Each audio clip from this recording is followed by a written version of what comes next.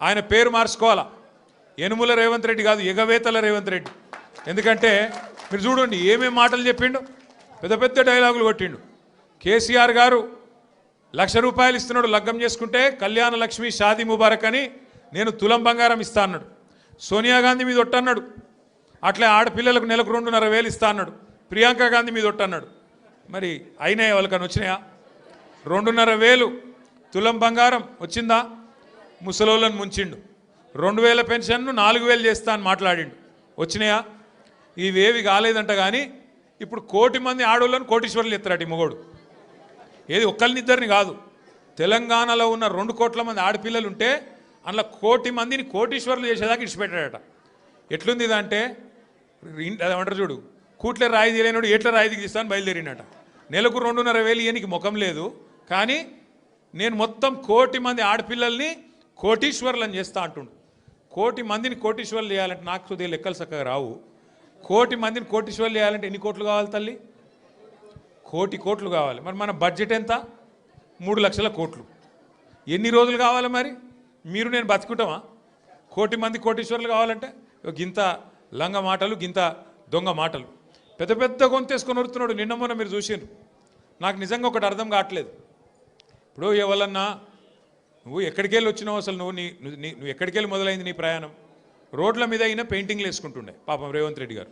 మంచిదే, తప్పేం లేదు. చిన్న స్థాయికి వెళ్ళి పెద్ద స్థాయికి ఎవరైనా రావాల జీవితంలో, తప్పులేదు. కానీ మంచి పనులు చేసి రావాలి. లంగ పనులు చేసి, దొంగ పనులు చేసి, బ్యాగులు మోసి, సంచులు మోసి, దొరికిపోయి జైలుకు పోయి మళ్ళీ అదేదో పెద్ద గొప్ప విషయం అన్నట్టు మళ్ళీ దానికి పోజులు కొట్టుకుంటా. సరే నీ కిస్మత్ బాగుంది, పేమెంట్ కోటాల ఢిల్లీలో పైసలు ఇచ్చినావు, ముఖ్యమంత్రి పదవి తెచ్చుకున్నావు, అందరికి ఎరికేది.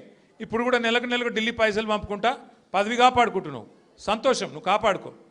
కానీ ఆ పదవిలోకి వచ్చినోనికి సంతోషం ఉండాలి. కానీ ఏడిపోయిందిరా నాయన. రోజు మీరు చూడు, టీవీ పెడితే చాలు తిట్ల పురాణం తప్ప ఏముండదు. మీరు గట్టిగా అడిగినారు అనుకో, ఏమాయిరా బై 2,500 ఏడు ఉన్నాయని చెప్పి మీరు అడిగినాక ఆడపిల్లలు పోయి మీ గుడ్లు వీకి గోటీలు ఆడుతా అంటాడు. వీడెక్కడ ముఖ్యమంత్రి? ముసలోళ్ళు పోయి ఏమాయిరా బై మరి 2,000 పెన్షన్ 4,000 చెప్తాను, 100 రోజులు అంటే నరికితివి ఏడవన్నావు తమ్మి అంటే నీ పేగులు తీసి మెడలు వేసుకుంటా అంటాడు. అట్లాగే మన విద్యార్థులు పోయి ఏమాయా మరి 2 లక్షల ఉద్యోగాలు అన్నావు, ఏం సంగతి అంటే నీ లాగుల తొండలు ఇడిచి పెడతా. వీడేం ముఖ్యమంత్రి, వీందేం భాష, నాకు అర్థమే కాదు. అరే 2 ఏళ్ళకి వెళ్ళి ఏం చేసినవారు అయ్యా నువ్వు అంటే, లాగుల తొండలు ఇడుస్తా, మెడల బేగులేసుకుంటా, గుడ్లు వీకి గోటీలాడతా, నీ అమ్మ నీ అయ్యా గీదా భాష. మాకు రాదా భాష? మాట్లాడమంటావా? హైదరాబాద్లో పెరిగినోని నేను. మాట్లాడమంటే ఉర్దూలా, హిందీలా, తెలుగులా, ఇంగ్లీష్లా పొల్లు తిట్టే తెలివి నాకు కూడా ఉంది. మాకు కూడా వస్తుంది భాష. హైదరాబాద్ గల్లీలలో పెరిగిన నేను. నువ్వేడో ఊరికెళ్ళి వచ్చినావు. సరే రా, పర్వాలేదు, నీ అదృష్టం బాగుంది, ముఖ్యమంత్రి అయినావు, చేయి. రోజు ఏడుచుడు ఎందుకు? మేము ప్రతిపక్షంలో ఉన్నాం, నువ్వు అధికారంలో ఉన్నావు. ఇక అంటారు చూడదు సామెత, కనకపు సింహాసనం మీద శునకం కూర్చోబెట్టినట్టు నిన్ను ఆడ కూర్చోబెట్టిన పాపానికి రోజు అరసుడే. రోజు అరిసి నిన్న మొన్న కొడంగల్లో చూసిన. కొడంగల్లో ఆయన సర్పంచులు గెలిపించుకున్నాడంట. గెలిపించుకుంటే సంతోషంగా బువ్వ పెట్టాలి, 4 మంచి మాటలు చెప్పాలి. ఇక రాష్ట్రంలో ఉన్న పల్లెలకు ఫలానా చేస్తా, నేను ముఖ్యమంత్రి అని చెప్పాలి. రోజు అరుసుడు. నాకైతే డౌట్ వస్తున్నది, ఎంత ఒరులుతున్నాడు, ఎంత అరుస్తున్నాడు అంటే, ఆ గీతమ్మ ఉన్నది ఆయన భార్య, ఆమె చెప్తున్నా నేను తల్లి గీతమ్మ జల్దీ కట్టే, లేకపోతే ఆయన ఎవరైనా కరిసినా కరుస్తాడు వీడు. ఎందుకంటే ఇప్పుడు రోజు అరిసి పిచ్చిలేసిపోయేటట్టున్నది, కరిసేటట్టు తయారైంది రోజుకు. నేనేమంటున్నా అంటే, ఏనుగు పోతుంటే మస్తు జంతువులు మొరుగుతుంటాయి, నక్కలు, కుక్కలు. మనం పెద్ద పట్టించుకునే అవసరం లేదు. మనం ఒకటే, కేసీఆర్ లాంటి ఏనుగు ఆయన ఎంత స్థాయి మనుషులు నేను మీకు చెప్పాల్సిన అవసరం లేదు. ఇవాళ ఆయన తిడుతా ఉన్నాడు తెల్లారలేస్తే. ఒకరోజు ఆయన చచ్చిపోవాలని కోరుకుంటాడు, ఇంకో రోజు ఆయన కాలు ఇరిగింది అంటాడు, ఇంకో రోజు ఇంకేదో అంటాడు. అరే అయ్యా, నువ్వు ముఖ్యమంత్రివి, చెయ్యి. నువ్వు శపథాలు చేస్తున్నావు కదా, కేసీఆర్ను మళ్ళీ లేకుండా చేస్తా, మళ్ళీ రాకుండా చేస్తా అంటున్నావు కదా. నిజంగా నీకు నిజంగానే నీకు సత్తా ఉంటే, నిజంగా నీకు అంత టాలెంట్ ఉంటే చెయ్యి శపథం. 1 కోటి మంది ఆడపిల్లలకు రేపటి నుంచే నెలకు 2,500 ఇస్తాను, జనవరి 1 నుంచి శపథం చేయి, నేను చూస్తా. తులం బంగారం నేను జనవరి 1 నుంచి ఇస్తాను చెప్పు, శపథం చేయి. చెప్పు 4,000 పెన్షన్ సంక్రాంతికి వెళ్ళి ఇస్తా, 2 ఏళ్ళకి వెళ్ళి తప్పించుక తిరిగిన దొంగను నేను, కానీ ఇప్పుడు ఇస్తా సంక్రాంతికి వెళ్ళని చెప్పు దమ్ముంటే. గా శపథాలు చేయి. వీటితో ఏమవుతుంది? నీ ఉపన్యాసాలు, ఊకదంపు డైలాగులు ఏమొచ్చేది ఉన్నది వాటితోని? నోటి తీట తిరుగుతుంది తప్ప ఏం రాదు. మాకు రాదా తిట్టనికి? మాకు కూడా వస్తుంది. కానీ నీకు కాదు, నీ కుర్చీకి గౌరవం ఇచ్చి ఊకుంటున్నాం. కానీ ఒకటి మాత్రం నేను పక్కా చెప్తున్నా, దయచేసి మిమ్మల్ని అందరినీ కూడా కోరుతున్నా, మీరు మాత్రం హైదరాబాద్ జనాలకు మీకు పాదాభివందనం చేసినా నేను ఏం చేసినా కూడా తక్కువనే నేను. ఎందుకంటే మామూలు విషయం కాదు. హైదరాబాద్ చరిత్రలో ఎన్నడూ వరుసగా 2 సార్లు, ఒక్కసారి కాదు, కార్పొరేషన్ ఎన్నికల్లో ఎవ్వలతో సంబంధం లేకుండా డైరెక్ట్గా టీఆర్ఎస్ పార్టీని, బీఆర్ఎస్ పార్టీని మీరు గుండెల్లో పెట్టుకొని గెలిపించి మమ్మల్ని మళ్ళీ కార్పొరేషన్ 2సారి కూడా మా చేతిలో పెట్టింది. అట్లాగే మొన్న శాసనసభ ఎన్నికల్లో కులం లేదు, మతం లేదు, అన్ని కులాలు, అన్ని మతాలు, హిందువులు, ముస్లింలు, క్రిస్టియన్లు గుండెల్లో పెట్టుకున్నారు గులాబీ జెండాను. 24 సీట్లు హైదరాబాద్లో ఉంటే ఒక్క సీటు కూడా మీరు కాంగ్రెస్కి ఇయ్యలే. ఒక్కటంటే ఒక్క సీటు ఇయ్యలే కాంగ్రెస్కి, నమ్మలే మీరు. అట్లాగే ఒక్క సీటు అడ్డిమారి గుడ్డి దెబ్బల బీజేపీకి పోయింది, ఒక్క సీటు తప్ప మొత్తం సీట్లు బీఆర్ఎస్కే మీరు అప్పచెప్పిండ్రు. మీకు అందుకే పాదాభివందనం చేసినా తక్కువనే, మీరు చేసిన మరి మేలుకు. నేను మీకు ఒకటే మాట ఇస్తున్నా, శేర్లింగంపల్లి నియోజకవర్గంలో గత 10 సంవత్సరాల్లో కేసీఆర్ గారి నాయకత్వంలో 10,000 కోట్ల రూపాయలతో మనం అభివృద్ధి కార్యక్రమాలు చేసుకున్నాం.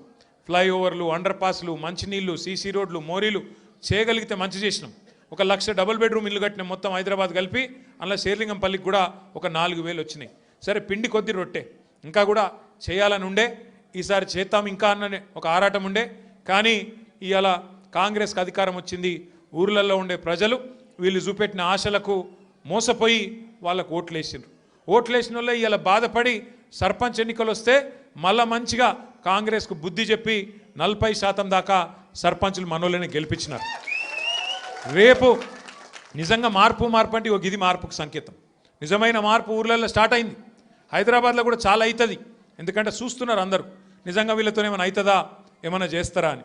ఒక్కసారి మీరు ఆలోచన చేయండి, ఎట్లున్నది ప్రభుత్వం. ఇవాళ రెవెన్యూ మంత్రి కొడుకేమో గుండగాలను వేసుకపోయి ఇవాళ భూముల మీద పడ్డాడు, భూములలో పడి కబ్జాలు చేస్తున్నాడు. ఆయన మీద పాపం ఒక ఆయన ఎస్ఐ గారు, ఎస్ఐఓ సిఐఓ, ఆయన ఇన్స్పెక్టర్, ఆయన హబీబుల్లా ఖాన్, ఆయన పేరు హబీబుల్లా ఖాన్ అని చెప్పి నిజాయితీ గల పోలీస్ ఆఫీసరు రెవెన్యూ మంత్రి కొడుకు దౌర్జన్యం చేస్తుంటే, భూముల కబ్జా చేస్తుంటే ఆయన మీద కేసు పెట్టిండు. కేసు పెడితే ఇప్పుడు ఆ పోలీస్ ఆయన తీసుకుపోయి ఎక్కడో లూప్ లైన్లో వారేసిండ్రు.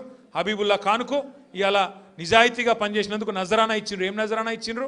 తీసుకుపోయి ట్రాన్స్ఫర్ చేసి ఎక్కడో ఊరవతల వారేసినారు. అట్లే ఇంకో మంత్రి బిడ్డ చెప్తున్నది, తుపాకీ పెట్టినట పారిశ్రామికవేత్తలకు తలకు. ముఖ్యమంత్రి గారి ఇంటెన్క గెస్ట్ హౌస్లో తుపాకీ తలకు పెట్టి పైసలు వసూలు చేస్తున్నారు. ఇక ఇట్లా తయారైంది. ఇక మీ ఎమ్మెల్యే ఉన్నాడు, పేరేమో గాంధీ, చేసే పనులని గాడిసే పనులు, ఒక్కటి చక్కటి పని లేదు. 11 ఎకరాలు కబ్జా పెట్టిండు కుత్బుల్లాపూర్లో, 11 ఎకరాలు కబ్జా పెట్టిండు. మొన్న మనోళ్ళందరూ పోయినరు కబ్జా పెట్టి. ఇప్పుడు ఆ కబ్జా పెట్టిన భూమి కోసం మీరు గెలిపిస్తే బీఆర్ఎస్ పార్టీలా అందులో పోయి చొరవడ్డాడు. ఎంత గలీజ్ అంటే పరిస్థితి, వీళ్ళ పరిస్థితి ఎట్లా తయారైందంటే ఎమ్మెల్యేలది మన పార్టీలోకి వెళ్ళిపోయి ఆ పార్టీలో చేరినోళ్ళది. ఇవాళ వాళ్ళు ఏ పార్టీ చెప్పుకోలేని పరిస్థితులు ఉన్నారు. ఏమాయిరాబాయ్ నువ్వు కాంగ్రెస్ పార్టీ బీఆర్ఎస్ పార్టీ అంటే ఎమ్మెల్యేలు స్పీకర్ గారికేమో మేము బీఆర్ఎస్ పార్టీ అని ఉత్తరం రాస్తున్నారు, బయటనేమో కాంగ్రెస్ కండువాలు వేసుకొని తిరుగుతున్నారు. ఇక స్పీకర్ గారేమో కళ్ళుండి చూడలేని ధృతరాష్ట్రుడు అయిపోయింది పాపం. ఆయన కనబడతలేదంట. గాంధీ కాంగ్రెస్లో తిరిగేది మీ అందరికీ తెలుసు, గల్లీలలో అని స్పీకర్కు తెలుసు.